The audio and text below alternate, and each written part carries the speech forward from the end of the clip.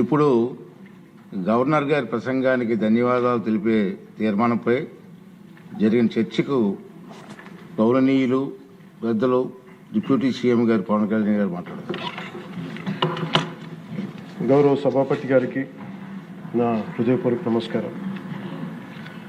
ఎంతో హుందాగా ఈ గౌరవ చట్టసభను నడుపుతున్న మీ విధి విధానాలకి, అలాగే చట్టసభలో సమయపాలన పాటిస్తూ సభ్యులందరూ ఎంతో హుందాగా, ఎంతో గౌరవప్రదంగా ప్రజా సమస్యల్ని, వాటి పరిష్కార మార్గాలను వెతకాలని మా అందరికీ మీ అపారమైన అనుభవంతో దిశానిర్దేశకత్వం చేస్తున్న మీకు జనసేన పార్టీ తరపు నుంచి, మా ఎన్డీఏ కూటమి తరపు నుంచి నా హృదయపూర్వక నమస్కార కృతజ్ఞత.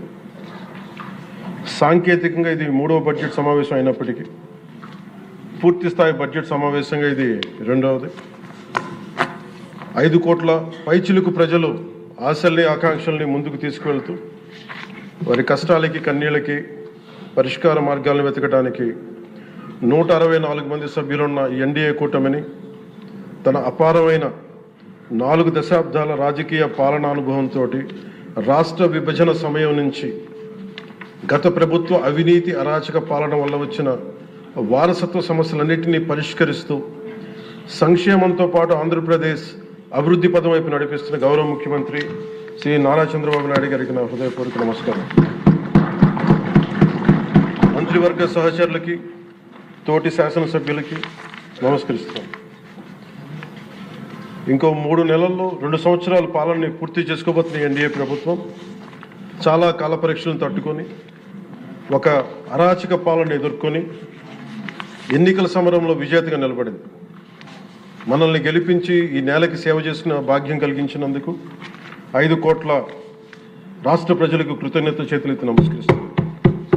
రాష్ట్ర ప్రజలకి అండగా నిలబడుతున్న టీడీపీ, బీజేపీ, జనసేన పార్టీల నాయకులకి, కార్యకర్తలకు కూడా నేను నమస్కరిస్తున్నాను. నీలో సాహసం ఉంటే దేశం అంధకారంలో ఉంటుందా అని కవి శేషేంద్ర గారు రాసిన వాక్యానికి నిలువెత్తు ప్రతిరూపం భారతదేశ గౌరవ ప్రధానమంత్రి శ్రీ నరేంద్ర మోదీ గారు. వారు అందిస్తున్న సహకారానికి ఎన్డీఏ కూటమి తరపున, ఆంధ్రప్రదేశ్ రాష్ట్ర ప్రజల తరపున నా హృదయపూర్వక ధన్యవాదాలు తెలియజేస్తున్నాను. ఆంధ్రప్రదేశ్ రాష్ట్ర ప్రథమ పౌరులు, రాజ్యాంగ సంరక్షకులు, రాజ్యాధినేత justice, former supreme court justice S Abdul Nazeer గారు చేసిన బడ్జెట్ ప్రసంగం చాలా ప్రేరణ ఇచ్చింది. ఆంధ్ర రాష్ట్ర భవిష్యత్తుకు బలమైన పునాదులు వేస్తుంది. వికసిత్ భారత్లో భాగంగా వికసిత్ ఆంధ్రప్రదేశ్ లక్ష్యంగా సాగింది. రాజ్యపాలకులు, గౌరవ రాజ్యపాలకులు శ్రీ అబ్దుల్ నజీర్ గారు బడ్జెట్ ప్రసంగం వింటున్నంతసేపు ఆద్యంతం భారతరత్న శ్రీ అటల్ బిహారీ వాజ్పేయి గారు మాటలే నా మనసులో మెదిలినాయి. వారు అన్న మాటలు, Bharat needs a government that cares, Bharat needs a government that will reach out to the last person in the last. ఆ స్ఫూర్తితోనే గౌరవ ముఖ్యమంత్రి శ్రీ నారా చంద్రబాబు నాయుడు గారి నేతృత్వంలో నడుస్తున్న ఎన్డీఏ కూటమి ప్రభుత్వం దివ్యాంగులకి ఇచ్చే పెన్షన్లు 3,000 నుంచి 6,000కి చేశారు. మంచం నుంచి లేవలేని దివ్యాంగులకి 6,000 నుంచి 15,000 అందిస్తున్నారు. సామాజిక పెన్షన్లు 3,000 నుంచి 4,000కి పెంచారు.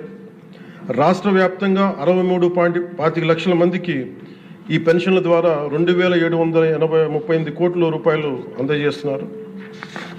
ప్రతి విద్యార్థికి 15,000 రూపాయల చొప్పున 67 లక్షల విద్యార్థులకు సంబంధించి 42 లక్షల తల్లుల ఖాతాల్లోకి నేరుగా 10,000 కోట్లు జమ చేశారు.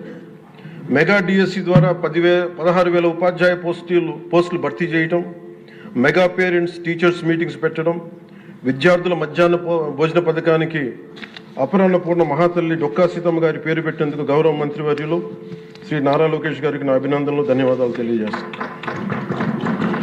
మనకి అన్నం పెట్టే రైతాంగం కష్టాలు, కౌలు రైతుల కన్నీటి కథలు, అప్పులు, మరణాలు విన్నప్పుడల్లా ఆధునిక మహాభారతంలోని పంక్తులు జ్ఞప్తికి వస్తాయి. పొలాల కోరిక ఏమిటి? పంటలు పండించి మనిషి ఆకలి తీర్చాలనే కదా అని దున్నే రైతు అనుకుంటా ఉంటే, అందరి ఆకలి తీర్చడం కోసం దుక్కి దున్నే నా ఆకలి ఎలా తీర్చుకోవాలో నాకు తెలియడం లేదు. నా బతుకొక సున్నా కానీ నడుస్తున్నా. చెట్టుగా ఉంటే ఏడాదికి ఒక వసంతమన్నా దక్కేది, కానీ మనిషిని అన్ని వసంతాలు కోల్పోయానని రైతు బాధపడతా ఉంటే, అలాంటి అన్నం పెట్టే రైతాంగాన్ని గత ప్రభుత్వం రైతుల నుంచి కొనుగోలు చేసిన ధాన్యానికి 1674 కోట్లు చెల్లించకపోతే గౌరవ ముఖ్యమంత్రి శ్రీ నారా చంద్రబాబు నాయుడు గారి నాయకత్వంలోని ఈ ఎన్డీఏ కూటమి ప్రభుత్వం వచ్చిన వెంటనే 1674 కోట్ల బకాయిలు చెల్లించింది అధ్యక్ష. అది కాకుండా అది పే చేసిన తర్వాత దాని తర్వాత 10,650 కోట్లు 7.37 లక్షల రైతాంగానికి 24 గంటల్లోనే 10,650 కోట్లు వారి ఖాతాల్లో జమ చేయడం జరిగింది. ఇంకొక 53,000 మంది పైగా రైతులకి 48 గంటల్లో సుమారు 1000 కోట్లు చెల్లించడం జరిగింది. తొలకరి వర్షం తర్వాత జలదానం చేసిన మేఘాలకి భూమిలో ఉన్న ఒక చిన్నారి గింజ మెడ బయట పెట్టి మొదటగా వచ్చిన 2 ఆకులను చేతులుగా జోడించిందంటే కృతజ్ఞతలు తెలిపిందని ఒక కవితా పంక్తుల్లో ఉంటాయి. అలా ఆ చిన్నారి మొలకలాగా ఈ ఎన్డీఏ ప్రభుత్వం అన్నం పెట్టే రైతాంగానికి కృతజ్ఞతతో అండగా నిలబడుతుంది. అలాగే గౌరవ సభ సాక్షిగా కౌలు రైతుల కష్టాలు కన్నీళ్లు తెలిసిన వాడిగా మీ వాడిగా చెప్తున్నాను. కౌలు రైతాంగానికి భూమిని ఫలాలుగా పంటలుగా మార్చే ప్రవీణత ఉన్నవాడు ధైర్యం కోల్పోనక్కర్లేదు. మట్టిలో ఉన్న కస్తూరి తీసే మనిషికి జీవన పరిమళాల కొరత లేదు. సోదరులైన కౌలు రైతులందరికీ మీరు ధైర్యంగా ఉండండి. మీరు నిండు నూరేళ్లు బతకాలి. మీకోసం ఈ ప్రభుత్వం నిరంతరం పనిచేస్తుందని తెలియజేసుకుంటున్నాను అధ్యక్ష. ఉమ్మడి ఆంధ్రప్రదేశ్ మాజీ ప్రభుత్వ ఉద్యోగి కొడుకుగా ప్రభుత్వ ఉద్యోగులు వారి నిరాశ నిస్పృహలు నేను అర్థం చేసుకోగలను. వారి ప్రతిభకి అనుభవానికి సమర్థతకి గుర్తింపు రానప్పుడు ఏమనుకుంటాను ఈ కవితా పంక్తులు తెలియజేస్తున్నా అధ్యక్ష. ఈ దేశం నా ప్రతిభకు ఒక సమాధి, ఎంత దూరం నడిచినా ఎప్పుడు దూరం అంతే. అందుకే పంచాయతీరాజ్ శాఖ బాధ్యతలు తీసుకోగానే, రూరల్ వాటర్ సప్లైస్ బాధ్యతలు తీసుకోగానే 10,000 మందికి పైగా ఏకకాలంలో ఈ ఎన్డీఏ ప్రభుత్వం నారా చంద్రబాబు నాయుడు గారి నాయకత్వంలో ప్రమోషన్ ఇచ్చాం అధ్యక్ష. ఎలాంటి సిఫార్సులు లేకుండా 77 మందికి తొలిసారి జిల్లా పరిషత్ సీఈఓలుగా ప్రమోషన్లు ఇచ్చాం. సంస్కరణలో భాగంగా 77 డీడీఓ కార్యాలయాలు ప్రారంభించాం. దీనికి అండగా నిలబడ్డ గౌరవ ముఖ్యమంత్రి గారికి నా హృదయపూర్వక ధన్యవాదాలు తెలియజేస్తున్నాను. ఒక దేశాభివృద్ధికి ఆయువు పట్టు రహదారు లేని చోట అభివృద్ధి శూన్యం. అభివృద్ధికి మూలమైనది రహదారులతో పాటు విద్యుత్తు, తాగునీరు, విద్య, వైద్యం, డ్రైన్స్ అండ్ శానిటేషన్. దాదాపు 2 ఏళ్ల పాలనలో ప్రపంచ కప్ గెలిచిన visually challenged women cricket team captain Deepika మొదలుకొని మొన్న పోలీస్ జాబ్స్కి లెటర్స్ ఇస్తున్నప్పుడు ఉద్యోగంలో వచ్చిన యువ కానిస్టేబుల్ కానీ, ఉదయగిరి నియోజకవర్గంలో స్కూల్ పిల్లలు కానీ, ఇలా ఎందరో ఒకటే అడిగారు అధ్యక్ష. మాకు కనీసం నడవడానికి, మా స్కూల్కి వెళ్ళడానికి, మా ఊర్లు వెళ్ళడానికి, మాకు రిలేటెడ్ ఊర్లు వెళ్ళడానికి రోడ్లు వేయండి అని నిండు గర్భిణీలు కూడా ప్రాణాలు అరచేతులు పట్టుకుని కొండలు గుట్టలు దాటుకునే పరిస్థితుల్లో జాతీయ ఉపాధి హామీ పథకం కింద PM జన్మన్ రాష్ట్ర ప్రభుత్వ నిధులతోటి అడవి తల్లి బాట పేరిట 625 గిరిజన గ్రామాలను అనుసంధానిస్తూ 1,005 కోట్లతోటి 1,069 కిలోమీటర్ల రహదారుల నిర్మాణం చేపట్టాం. దాంట్లో దాదాపు సగం పైగా రోడ్ల నిర్మాణం పూర్తి చేశాం. కొన్ని రోడ్లు గంటల వ్యవధిలో కూడా మంజూరు చేశాం అధ్యక్ష. అలాగే మారుమూల ప్రాంత ప్రజలు, గిరిజన ప్రాంత ప్రజలు గొంతిమ కోరికలు కోరలేదు అధ్యక్ష. వారు అడుగుతుందల్లా చిన్నపాటి రోడ్ల సౌకర్యం వారు అడిగేది. ఆ రోడ్లు మంజూరు చేసినప్పుడు, పూర్తి చేసినప్పుడు ఆ ప్రజల కళ్ళలో నాకు కనిపించేది ఇవే. గుక్కెడు నిశ్శబ్దం తాగి చిరిగిన చీకట్లు కప్పుకొని పడున్న నాకు కమ్మని ఆశాముద్రమ కానుకగా తెచ్చాం. స్వాతంత్రం వచ్చి 7 దశాబ్దాలు దాటిన విద్యుత్ వెలుగులు లేని 17 కుటుంబాలు చెంది ఒక మారుమూలన గిరిజన గ్రామానికి ₹1 కోటి పైగా వెచ్చించి 17 కుటుంబాలున్న ఆ గ్రామానికి 9.6 కిలోమీటర్ల మేర 200 పైగా విద్యుత్ స్తంభాలను పాతి ట్రెడిషనల్ పవర్తో పాటు PM జన్మన్ పథకం కింద సోలార్, విండ్ ఎనర్జీతో పాటు హైబ్రిడ్ విద్యుత్ వ్యవస్థని ఏర్పాటు చేశాం అధ్యక్ష. ఆ విద్యుత్ వెలుగుల్లో, గిరిపుత్రుల్లో, గుండెల్లో నాకు ఈ భావన చాలా బలంగా తెలుసు. వెలిగిన బల్బును చూసి వారు ఒకటే అనుకున్నారు అధ్యక్ష, పొద్దు గుంకితే చీకట్లో బతికే ప్రజలు ఆ వెలుగుతున్న బల్బును చూసి ఎన్నాళ్ళకి మా అతిథిగా వచ్చాం, ఈ సుధీల కుటీరానికి ఇంత వెలుతురుని తెచ్చామని వారి గుండెల్లో ఉన్న వారికి ఆ భావన నాకు నిజంగా తెలిసింది అధ్యక్ష.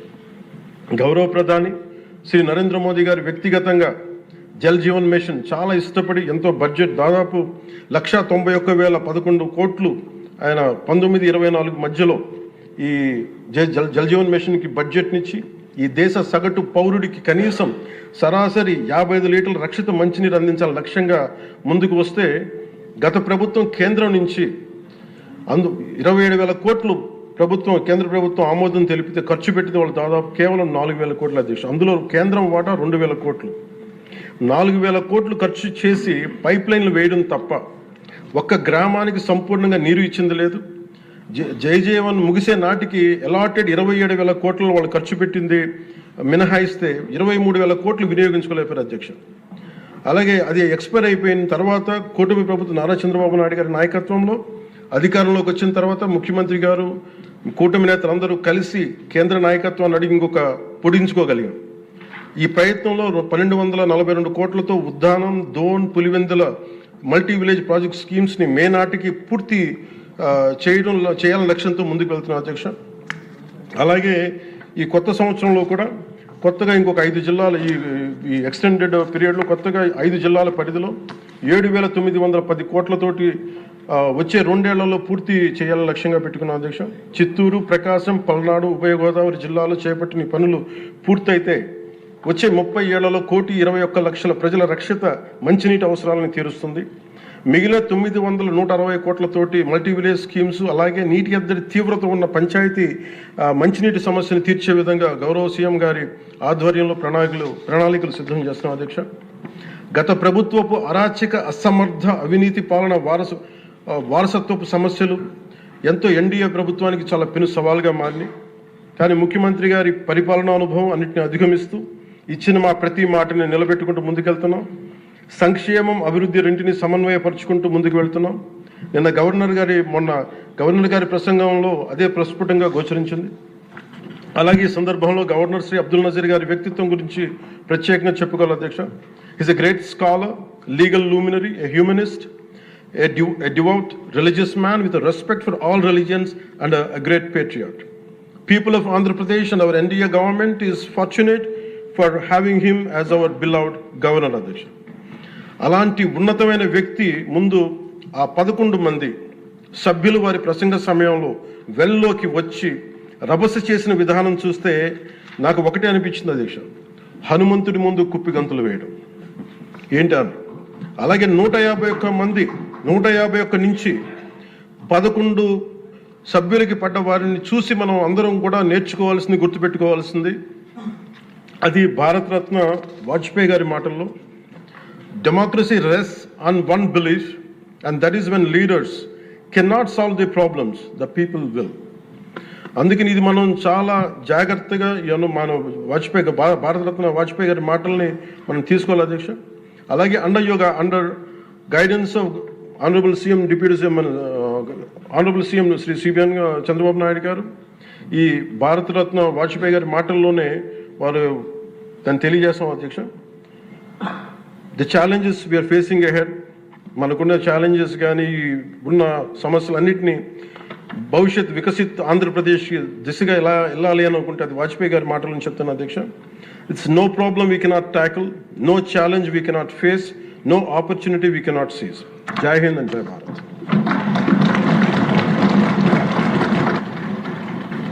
ఇప్పుడు గవర్నర్ గారి ప్రసంగానికి ధన్యవాదం తెలిపే తీర్మానంపై జరిగే చర్చకు గౌరవ ముఖ్యమంత్రి గారు జవాబుతారు.